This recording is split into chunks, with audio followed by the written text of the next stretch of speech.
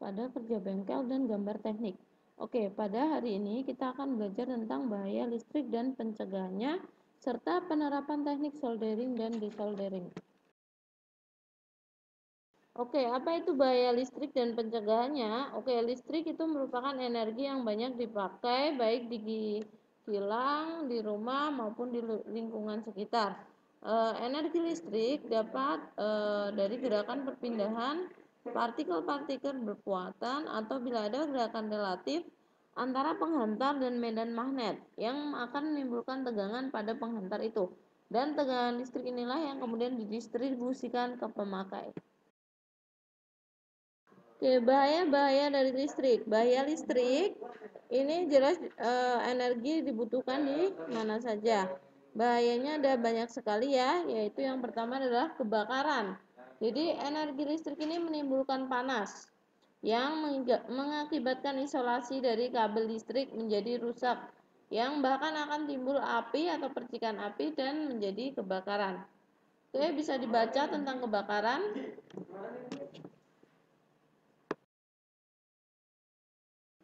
Oke, yang kedua adalah peledakan, yaitu pusat-pusat distribusi listrik itu dirancang untuk mengatasi jika terjadinya kelebihan beban atau short circuit ya, hubung singkat.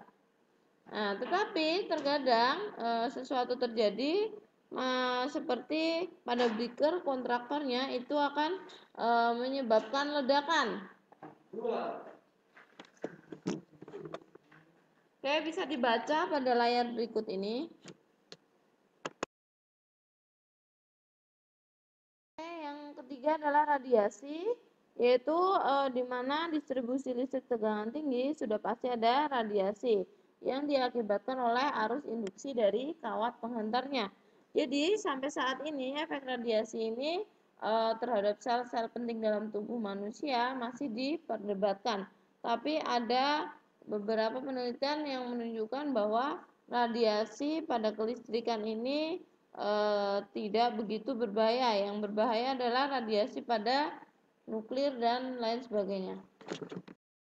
Yang keempat adalah kematian. Jadi jika terkena sengatan arus listrik, maka akan menyebabkan sampai ke kematian. Nah, ini perlu banyak penanggulangan untuk kejadian-kejadian sengatan arus listrik. Oke, selanjutnya adalah pencegahan dan penanggulangan. Yang pertama penanggulangan dan pencegahan kebakaran. Yaitu yang pertama yakinkan isolasi kabel tidak terkelupas atau pecah. Dan jika ada yang pecah atau terkelupas, maka silakan langsung diberikan plester atau semacamnya agar tertutup. Jadi tidak akan terjadi percikan bunga api atau kesetrum. Kemudian yang selanjutnya adalah apabila menjalankan salah satu motor, yaitu harus motor tersebut trip kembali sebaiknya hanya kita lakukan maksimum 2 kali untuk meresetnya dan segera kita informasikan atau S kru untuk mengecek atau memperbaikinya. Kemudian yang ketiga itu adalah apabila terjadi kebakaran, segera isolasi daerah yang terkena menggunakan alat pemadam kebakaran. Oke, kemudian bagaimana mengatasi peledakan, yaitu yakinkan dulu jenis breaker atau kontraktor yang akan kita matikan. Dan apabila dikehendaki harus menyetop dulu motornya dari breaker atau kontraktornya. Kemudian menanggulangi radiasi, yaitu bahwa batas aman bagi kita pada jarak kurang lebih 3 meter atau selama berada selama di situ maksimal 4 jam pada lingkungan yang terjangkau radiasi. Kemudian untuk kematian, itu bagaimana cara mencegahnya? Itu jangan mencoba memegang kabel listrik yang terbuka jika kabel itu masih dialiri listrik. Tindakan yang harus dilakukan apabila terjadi kecelakaan terkena sengatan listrik. Yang pertama, jika mungkin putuskan aliran listrik. Yang kedua, apabila aliran listrik tidak dapat diputuskan, gunakan potongan kayu atau tali, ya. Tapi jangan menggunakan tembaga atau besi untuk memisahkan antara orang yang memegang bagian dari listrik yang terbuka itu. Kemudian yang ketiga, bila pernafasan korban berhenti, berikan pernafasan buatan, dan bila jantungnya berhenti, lakukan pertolongan pertama pijatan ke arah jantung dan lakukan tindakan ini sampai bantuan kesehatan datang. Kemudian yang selanjutnya, minta bantuan seseorang untuk mendapatkan pertolongan pertama atau ambulan.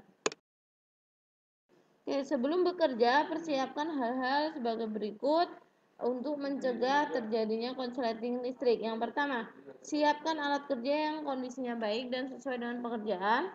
Kemudian periksa lokasi tempat kerja, pergunakan peralatan pelindungan diri (APD), lakukan pembinaan teamwork, kemudian lakukan safety talk.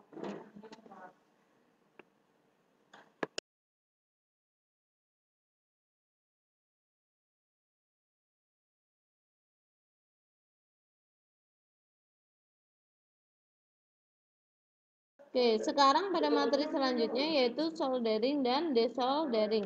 Apa itu soldering? Soldering merupakan suatu proses membuat sambungan logam secara listrik dan mekanis menggunakan logam tertentu dengan menggabungkannya dengan alat khusus atau solder ya. Nah, dalam hal ini kita membutuhkan alat solder, timah, dan papan PCB.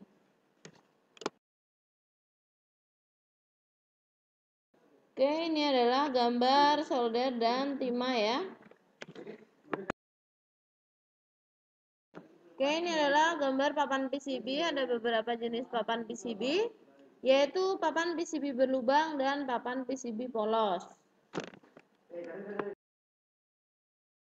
Oke, yang kedua adalah desoldering, yaitu merupakan suatu proses untuk melepaskan sambungan timah yang sudah disolder, baik untuk tujuan permanen maupun untuk keperluan memperbaiki posisi kabel atau komponen yang sudah disolder.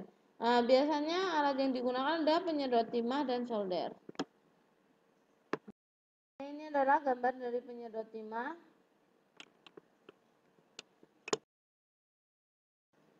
Oke, ini adalah tugas pada KBGT hari ini.